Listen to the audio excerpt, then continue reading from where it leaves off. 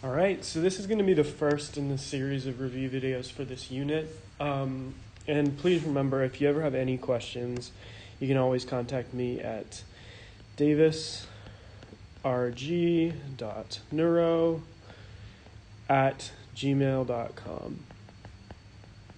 I hope you all are staying healthy during all this quarantine stuff. So we're going to just jump right into it. We started this unit talking about the difference between two types of synapses. And early on, there was this huge debate between two things called, one was the Neuron Doctrine, which stated that each neuron was a distinct physiological unit that connected to other neurons via some type of synapse. And the other theory was this idea that the whole brain was something called a reticulum that was all continuous with itself, and it sent information back and forth like that. And after that whole debate was settled, they kind of settled on this idea that chemical synapses were definitely the main way synaptic transmission is accomplished in the nervous system. However, recent years have kind of brought to light this other type of synapse called the electrical synapse, which is pretty similar to that early idea of this reticulum. And of course, this isn't present in the entire brain, throughout the brain, but it is relevant, especially when we talk about things that we need to happen extremely rapidly. So what is an electrical synapse? If I have one cell like this and another cell like this, an electrical synapse is actually a cytoplasmic continuity between these two cells, which is to say that between these two cells, there is actually the ability for fluid and other, smaller particles and stuff to move from one compartment to the other. And the most important thing that we care about in terms of the electrical synapse is the fact that electricity itself can actually move. So an action potential can basically travel from one neuron, or one cell in this case, to the other neuron or cell.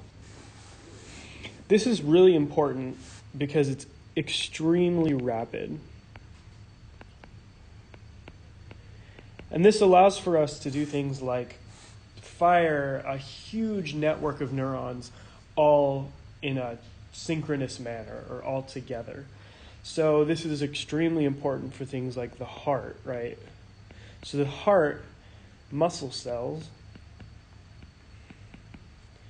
have gap junctions between them. These electrical synapses that have cytoplasmic continuity, meaning the cytoplasm from one is connected via this gap junction to the cytoplasm of another. And you can imagine you want all of your heart muscle cells to contract at the same time. So you want that electricity to spread throughout the muscle of the heart, that myocardium, pretty rapidly and pretty in sync with each other. All the cells need to be in sync with each other. And so what is this gap junction? Like, how is it built? Each cell on its cell surface has something called a connexon. So if I was to look at just, split this in half, I'm looking down on just this cell. So I'm looking at the top of it here. Looking at the top of it here, and we have a connexon.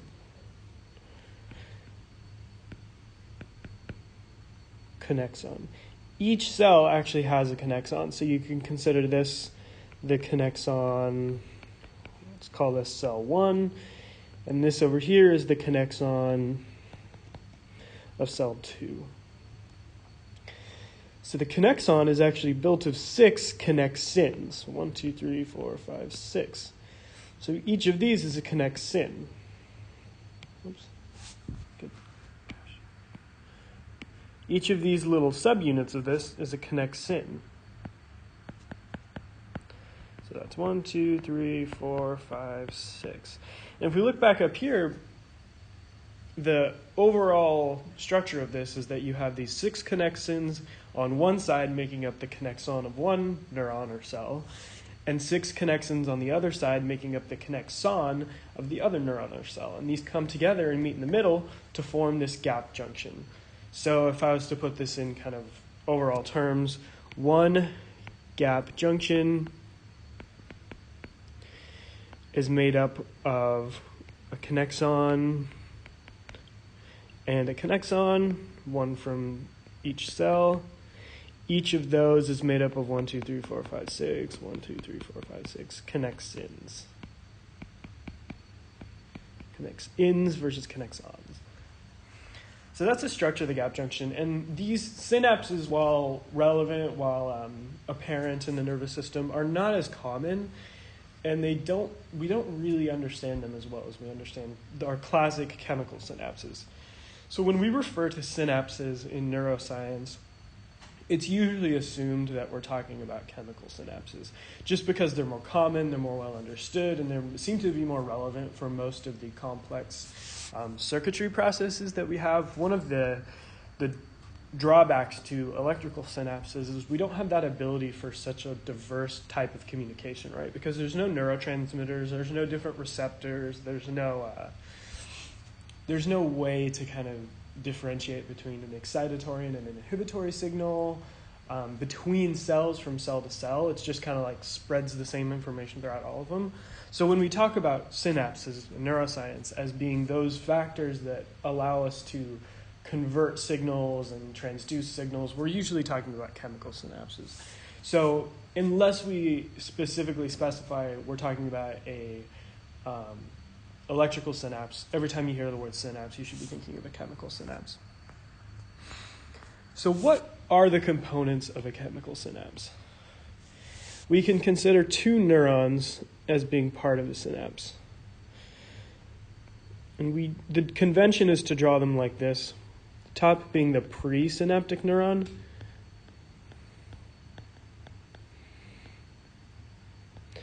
and the bottom here being the postsynaptic neuron. And of course, there are exceptions to this, but some of the things you look for to indicate that this is a pre or a postsynaptic neuron is in the presynaptic neuron, you're commonly going to see these synaptic vesicles, right? That's how your presynaptic neuron actually releases neurotransmitter.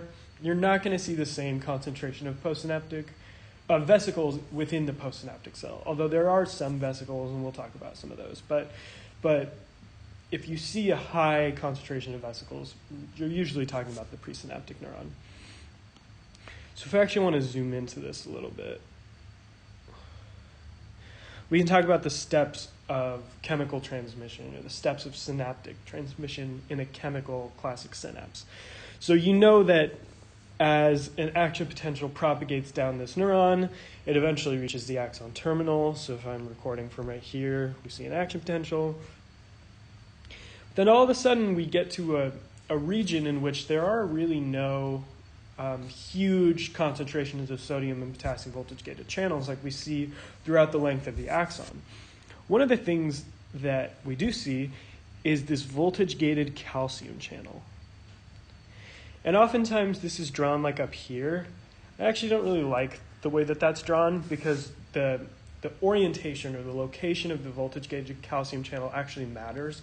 It's going to be within a really close proximity to those synaptic vesicles, right? Because we don't often draw it this way, but your presynaptic neuron and that synaptic terminal is highly compartmentalized. So there's all these different compartments within it.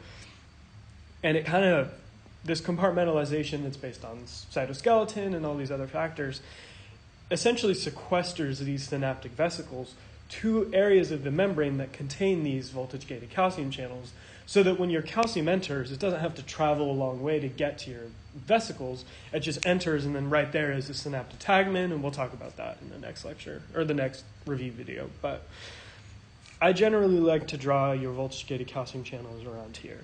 And if I was being really, really specific, this action potential does propagate essentially down the length of the synaptic terminal. In the sense that, or I guess maybe I should say the action potential doesn't propagate down the length of the terminal, but the current, the passive diffusion of current does. So we can talk about step 1 being this action potential in the presynaptic neuron.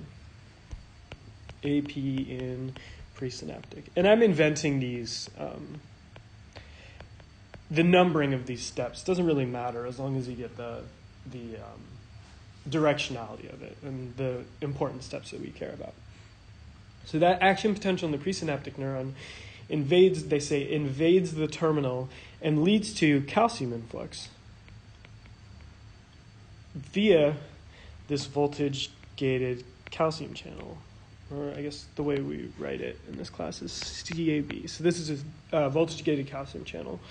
That calcium, so we can call that step 2, CAV activation leading to calcium influx. That calcium influx actually leads to the exocytosis of these synaptic vesicles. So step 3, calcium mediated exocytosis. And we'll talk in the next video about how calcium actually does this. How does it mediate the exocytosis? But once it does that, these synaptic vesicles, let's say this one has a bunch of neurotransmitter in it, that neurotransmitter is released out here into the synaptic cleft, and then on your postsynaptic neuron, kind of the thing that characterizes a postsynaptic neuron is that it's going to have these receptors, these neurotransmitter receptors. And again, that's a simplification because you do find some neurotransmitter receptors on the presynaptic.